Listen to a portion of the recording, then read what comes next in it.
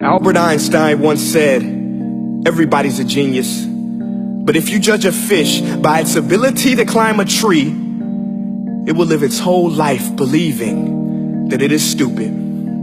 Ladies and gentlemen of the jury, today on trial we have modern day schooling. Glad you could come. Not only does he make fish climb trees, but also makes them climb down and do a 10-mile run. Tell me, school, are you proud of the things you've done?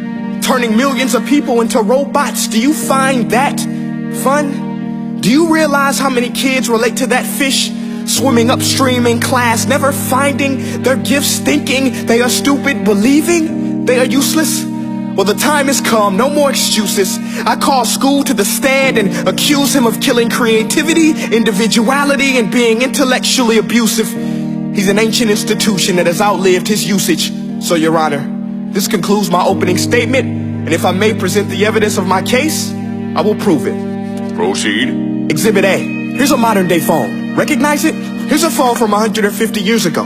Big difference, right? Stay with me. Here's a car from today, and here's a car from 150 years ago. Big difference, right? Well, get this. Here's a classroom of today, and here's a class we used 150 years ago. Now ain't that a shame? In literally more than a century, nothing has changed. Yet you claim to prepare students for the future? But with evidence like that, I must ask, do you prepare students for the future or the past? I did a background check on you and let the record show that you were made to train people to work in factories, which explains why you put students in straight rows, nice and neat, tell them sit still, raise your hand if you want to speak, give them a short break to eat, and for 8 hours a day, tell them what to think. Oh, and make them compete to get an A letter which determines product quality, hence grade A of meat. I get it. Back then, times were different. We all have a past. I myself am no Gandhi. But today, we don't need to make robot zombies. The world has progressed. And now we need people who think creatively, innovatively, critically, independently, with the ability to connect. See, every scientist will tell you that no two brains are the same.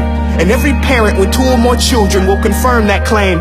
So please explain why you treat students like cookie cutter frames or snapback hats, giving them this one-size-fits-all crap. Watch your language. Sorry, Your Honor, but if a doctor prescribed the exact same medicine to all of his patients, the results will be tragic. So many people will get sick, yet when it comes to school, this is exactly what happens. This educational malpractice, where one teacher stands in front of 20 kids, each one having different strengths, different needs, different gifts, different dreams, and you teach the same thing the same way?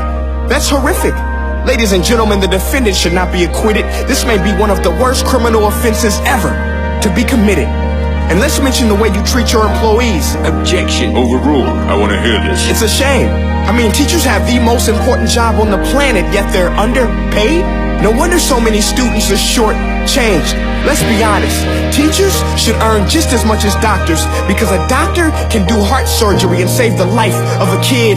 But a great teacher can reach the heart of that kid and allow him to truly live. See, teachers are heroes that often get blamed, but they're not the problem. They work in a system without many options or rights. Curriculums are created by policymakers, most of which have never taught a day in their life. Just obsessed with standardized tests. They think bubbling in a multiple choice question will determine success. That's outlandish. In fact, these tests are too cruel to be used and should be abandoned, but don't take my word for it. Take Frederick J. Kelly, the man who invented standardized testing, who said, and I quote, "These tests are too cruel to be used and should be abandoned." Ladies and gentlemen of the jury, if we continue down this road, the results will be lethal. I don't have much faith in school, but I do have faith in people. And if we can customize healthcare, cars, and Facebook pages, then it is our duty to do the same for education, to upgrade and change and do away with school spirit, because that's useless. Unless we're working to bring the spirit out of each and every student, that should be our task. No more Common Core. Instead, let's reach the core of every heart in every class. Sure, math is important, but no more than art or dance. Let's give every gift an equal chance. I know this sounds like a dream, but countries like Finland are doing impressive things.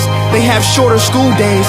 Teachers make a decent wage. Homework is non-existent, and they focus on collaboration instead of competition. But here's the kicker, boys and girls. Their educational system outperforms every other country in the world. Other places like Singapore are succeeding rapidly. Schools like Montessori, programs like Khan Academy, there is no single solution. But let's get moving, because while students may be 20% of our population, they are 100% of our future. So let's attend to their dreams, and there's no telling what we can achieve.